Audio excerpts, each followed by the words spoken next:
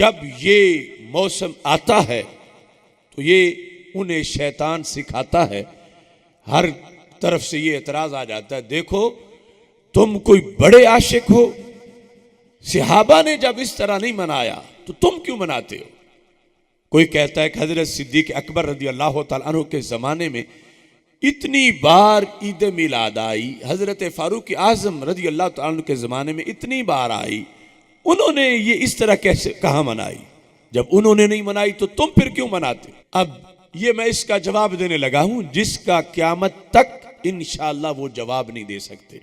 سارے فرقوں والے وہ بخاری کے ختم کے موقع پر یہ فضیلت امام بخاری کی بیان کرتے ہیں کہ امام بخاری نے بخاری شریف 16 سال میں لکھی۔ اب یہ کوئی چھوٹا کام نہیں ہے، آج ہم ہیں کہ 1 گھنٹہ 2 گھنٹے دینا دین کے لیے کتنا مشکل ہے، 16 سال کے لیے مسلسل ایک ہی کام میں لگے ہوئے تھے، اور انہوں نے صرف ایک ہی کام نہیں کیا تھا، اس کے علاوہ بھی بڑے بڑے کام کیے تھے۔ تو 16 سال کیوں لگے؟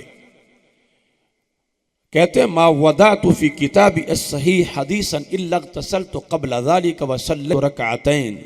امام بخاری کہتے ہیں کہ بخاری شریف میں ہر حدیث لکھنے سے پہلے میں نے 2 کام کیے، ایک تو میں نے غسل کیا اور دوسرا میں نے 2 رکعت نفل پڑھے، اور پھر میں نے حدیث لکھی۔ اب اگر ہر حدیث سے پہلے ایک بار اٹھ کے کھڑا ہونا ادب کے لیے اتنا بھی کوئی کرے تو یہ بھی کافی بن جاتا ہے۔ اب سردی کا موسم ہو، ایک حدیث لکھیں پھر غسل کریں، پھر نفل پڑھیں، پھر حدیث لکھیں، پھر غسل کریں، تو یہ 16 سال تک انہوں نے یہ کام کیا۔ اب یہ جو امام بخاری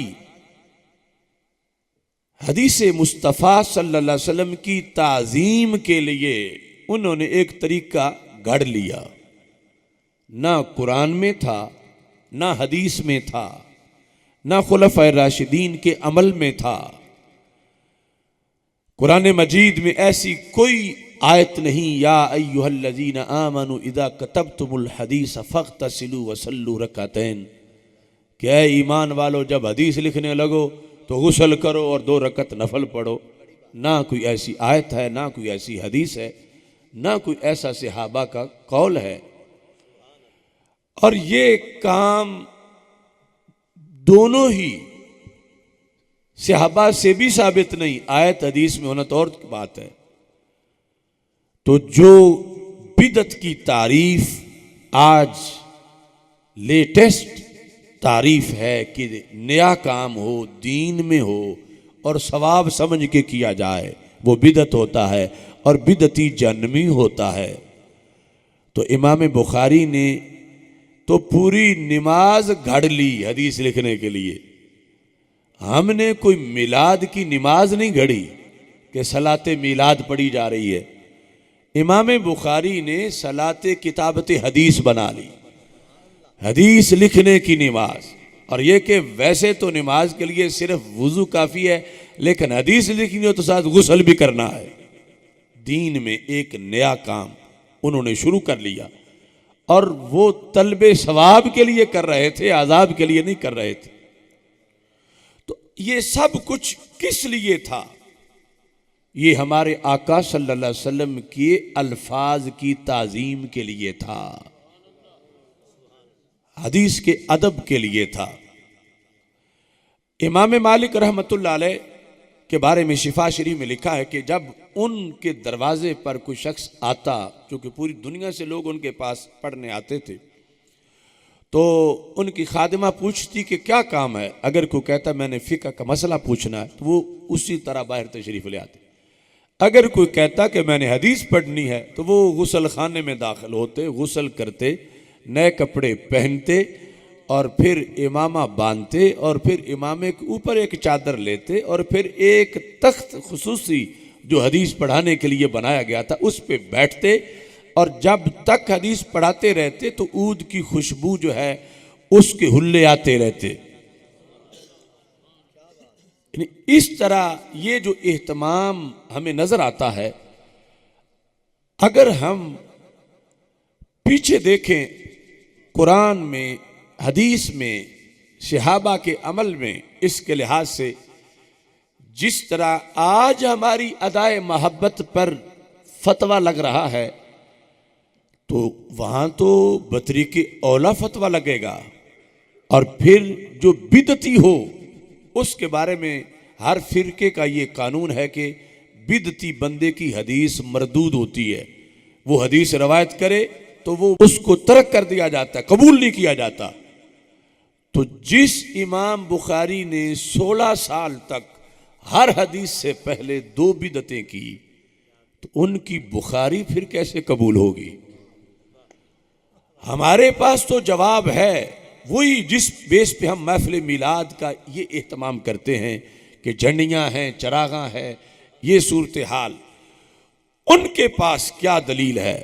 انہوں نے جو محفل میلاد کو بدعت قرار دینے کے لیے جو کوشش کی، وہ تیر تو جائے امام بخاری کو لگنے لگے، وہ تو امام مالک تک بات پہنچ گئی۔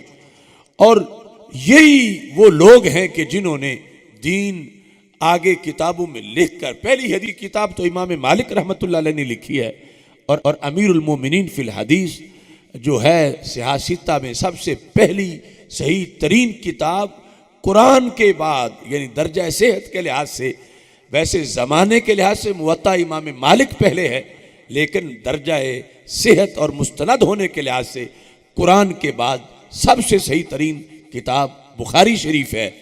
لیکن اس کے مصنف دوسرے فرقوں کے قول کے مطابق بدعتی بن رہے ہیں، اور بدعتی جہنمی ہوتا ہے، اور جہنمی کی حدیث معتبر نہیں ہوتی، لہذا وہ کوئی اپنا امام بخاری ڈھونڈیں۔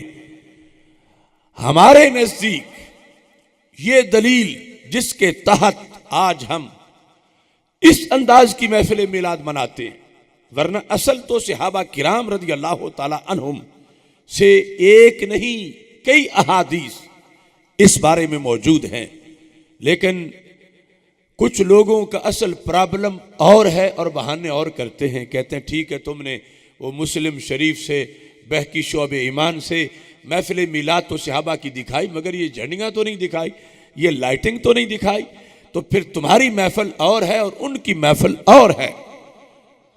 اور جب یہ موسم آتا ہے تو یہ انہیں شیطان سکھاتا ہے، ہر طرف سے یہ اعتراض آ جاتا ہے، دیکھو تم کوئی بڑے عاشق ہو، صحابہ نے جب اس طرح نہیں منایا تو تم کیوں مناتے ہو؟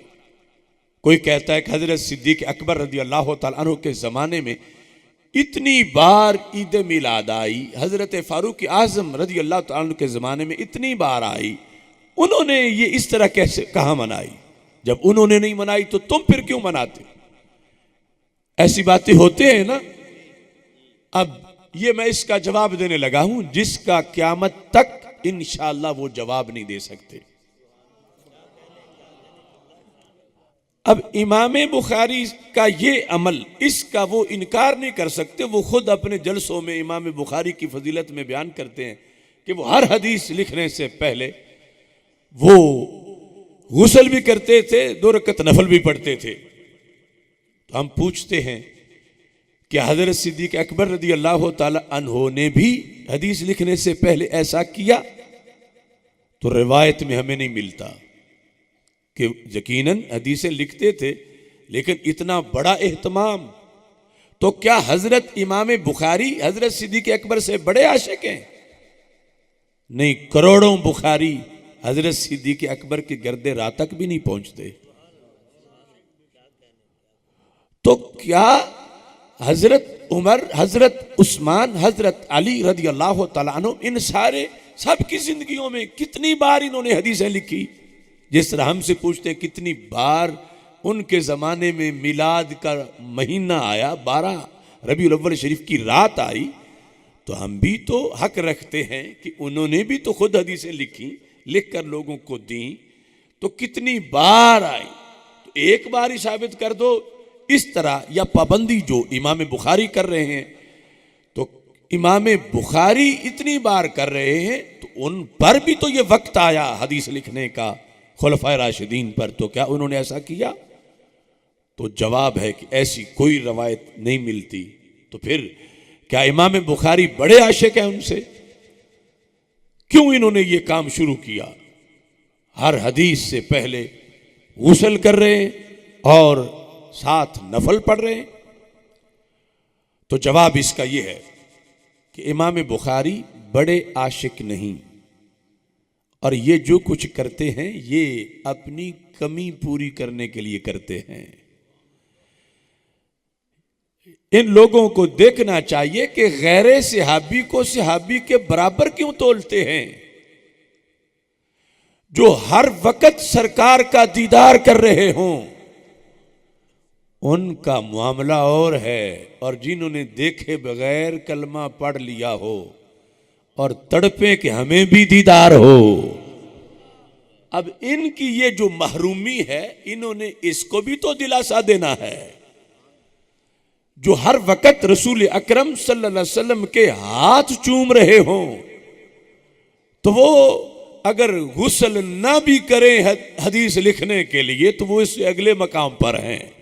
وہ امام ہیں، ان کی ہر گھڑی عید ہے کہ انہیں اپنے محبوب علیہ السلام کی دید ہو رہی ہے.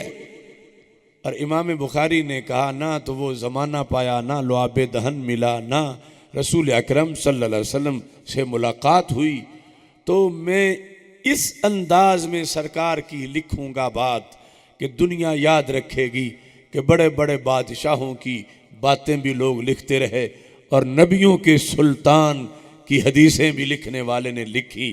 تو میں کچھ وقت غسل میں گزاروں گا، کچھ نفل پڑھتے گزاروں گا. ایک حدیث سے پہلے یہ اہتمام کر کے میں دنیا کو بتاؤں گا کہ جن کی بات کی مثال نہ ہو ان کی ذات کی مثال کہاں سے آئے گی. اور اوپر چونکہ قرآن میں جو مسائل ہیں وہ کلی قانون کے تحت ہیں، ہر جزئی قانون میں ہوتی نہیں، تو قرآن کلی قانون بیان کرتا ہے اور وہ فرماتا وَتُعَزِّرُوهُ وَتُوَقِّرُوهُ، اللہ کے رسول صلی اللہ علیہ وسلم کا خوب ادب کرو، خوب احترام کرو. تو امام بخاری نے کہا جب رب نے مطلقاً ادب کا حکم دیا ہے تو جیسے سرکار کے نقش پا کا ادب ہے، سرکار کے تبرکات کا ادب ہے، سرکار کی ذات کا ادب ہے، تو انہوں نے کہا پھر سرکار کی بات کا بھی ادب ہے.